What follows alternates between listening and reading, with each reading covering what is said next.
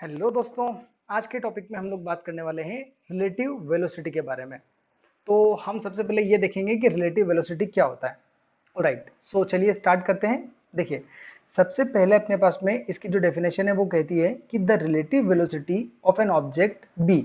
मान लीजिए कि कोई भी एक पर्टिकुलर ऑब्जेक्ट है बी, उसकी relative velocity with respect to object A, किसी भी दूसरे ऑब्जेक्ट ए के रेस्पेक्ट में, है ना, when both are in motion, जब दोनों मोशन में होगा तब, is the time rate of change of position of object B with respect to that object A। मतलब अगर हम इसको शॉर्ट में समझे तो किसी भी एक ऑब्जेक्ट की वेलोसिटी दूसरे ऑब्जेक्ट के रेस्पेक्ट में बताना रिलेटिव वेलोसिटी कहलाता है। ठीक है, जैसे हम इसको एग्जांपल से पूरा समझेंगे तो देखिए, यहाँ पे हम ये मान लेते हैं कि पहला जो केस है वो अपने पास में ये है कि when the object A and B move in the same direction.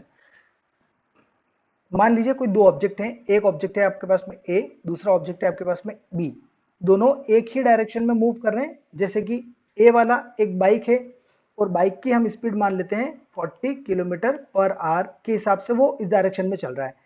और जो बी वाला है, बी वाले की हम लोग स्पीड मान लेते हैं 20 किलोमीटर पर आवर के हिसाब से चल रहा है, वो भी इस डायरेक्शन में चल रहा है। ठीक है, अब हमको अगर ऑब्जेक्ट की वेलोसिटी बताना है पर्टिकुलर एक ऑब्जेक्ट की किसी दूसरे ऑब्जेक्ट के रेस्पेक्ट में, तब हम कैसे बताएंगे।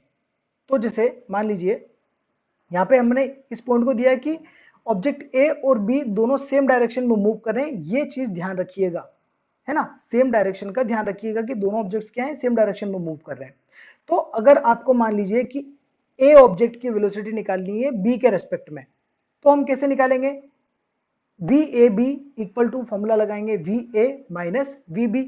अब यहाँ पे अगर हम इस एग्जांपल के अकॉर्डिंग बात करें तो वी ए की वैल्यू है 40 और वी बी की वैल्यू है आपके पास में 20।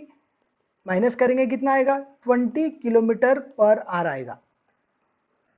मतलब कि ए की वेलोसिटी बी के रेस्पेक्ट में, बी वाला जो बाइक वाला है उसके रेस्पेक्ट में ए की वेलोसिटी कितनी है, 20 किलोमीटर पर आवर। अगर इसी का उल्टा कर दें कि हम बी की वेलोसिटी निकालें ए के रेस्पेक्ट में, मतलब वी बी ए फाइंड करें, है ना, तो क्या होगा formula, V B minus V A. V B की वैल्यू कितनी है 20 माइनस वी बी की वैल्यू कितनी है 40, यहां पे माइनस करोगे तो कितना आएगा, माइनस 20 किलोमीटर पर आवर। मतलब कि जो ऑब्जेक्ट बी है उसकी वेलोसिटी ए के रेस्पेक्ट में कितनी है, -20। -20 का मतलब क्या हुआ कि ये 20 किलोमीटर से पीछे है ए वाले से। इस टाइप की वेलोसिटी को बोला जाता है रिलेटिव वेलोसिटी।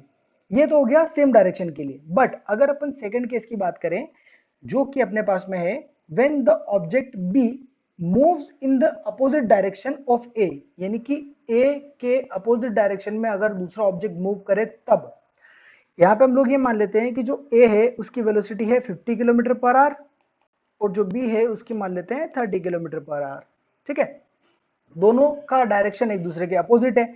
अब यहाँ पे ए इधर जा रहा है और बी आपका इस तरफ आ रहा है। इस केस में क्या करेंगे, देखिए फॉर्मूला अपना बहुत सिंपली बनेगा, V A B equal to हो जाएगा वी ए, माइनस करते हैं। और अब देखिए जो बी का डायरेक्शन है वो माइनस है, मतलब उल्टा है, उल्टा है तो अपन क्या करेंगे, यहाँ पे माइनस लगा देंगे, तो माइनस ऑफ वी बी हो जाएगा।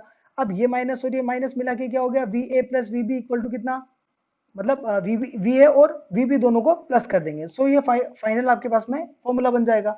अब अगर अपन इस एग्जांपल के अकॉर्डिंग ये वैल्यू निकालना चाहें तो देखिए, ए की वेलोसिटी निकाल रहे हैं बी के रेस्पेक्ट में और जब बी अपोजिट डायरेक्शन से आ रहा है तब, तो यहां कितना हो जाएगा, V A plus V B. V A की वैल्यू अपने पास में कितनी है 50 प्लस वी बी की वैल्यू कितनी है अपने पास में 30, दोनों मिला के क्या हो गया 80 किलोमीटर पर आवर। करेक्ट। लेकिन अगर हम ये बोलें कि बी की बताओ ए के रेस्पेक्ट में, तो हम क्या करेंगे, वी बी ए लगा देंगे। तो यहाँ पे V B plus V A, कोई इशू नहीं है, वी बी की कितनी है अपने पास में 30 प्लस वी ए की कितनी है that is 50, in this case 80 kilometre per hour. It means अगर अपोजिट डायरेक्शन होता है तो दोनों की जो वेलोसिटी आएगी वो सेम आएगी एक दूसरे के रेस्पेक्ट में। इट मींस इसकी अगर 80 आ रही है तो दूसरे वाले की भी 80 ही आएगी। राइट, तो हम लोग इस तरीके से रिलेटिव वेलोसिटी को समझते हैं जब वो सेम डायरेक्शन में जा रहे होते हैं और जब वो अपोजिट डायरेक्शन में आ रहे होते हैं, उन दोनों केसेस में। ओके, सो आज के वीडियो में इतना ही। Thanks for watching.